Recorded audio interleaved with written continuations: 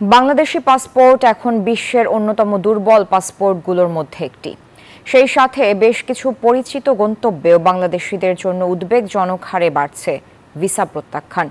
ভিসার মেয়াদ শেষে কোনো দেশে অবস্থান এবং জাল নথি ব্যবহার এখন বড় সংকটে রূপ নিয়েছে, যা দেশের বহির্মুখী পর্যটন, কর্পোরেট ভ্রমণ এবং শ্রম অভিবাসন খাতকে মারাত্মকভাবে প্রভাবিত করছে।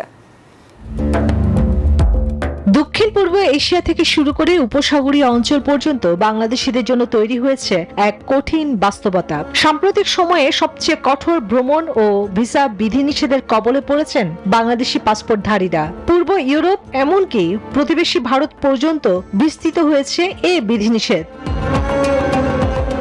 ভিয়েতনাম, লাওস, মিশর, উজবেকিস্তান ও কাজাখস্তান ইতিমধ্যে বাংলাদেশিদের ভিসা কার্যত বন্ধ করে দিয়েছে। প্রতিবেশী ভারতও এখন চিকিৎসা ও শিক্ষা ক্যাটাগরিতেই সীমিত পরিসরে ভিসা দিচ্ছে।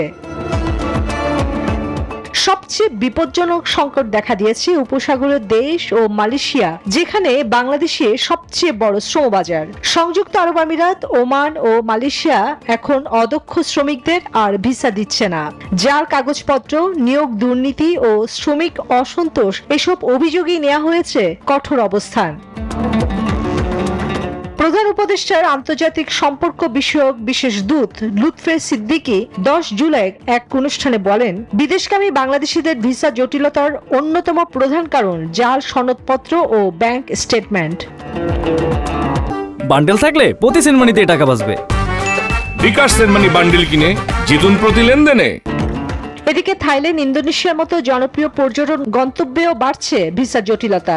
এমন পরিস্থিতিতে শ্রীলঙ্কা, নেপাল, মালদ্বীপ, সিঙ্গাপুর ও ভুটানের মতো সহজ বিকল্পে ভ্রমণ ব্যয় বাড়ছে লাফিয়ে লাফিয়ে। সব মিলিয়ে বাংলাদেশি ট্যুর অপারেটিং ব্যবসায় নেমে এসেছে মন্দাভাব। বিশ্বের বিভিন্ন দেশে অভিবাসন নীতির কড়াকড়ি আর নিজেদের অভ্যন্তরীণ দুর্বলতার হুমকির মুখে পড়েছে বাংলাদেশের অন্যতম বৈদেশিক আয়ের খাত শ্রম অভিবাসন। চন্দ্রানী চন্দ্রা, নিউজ 24।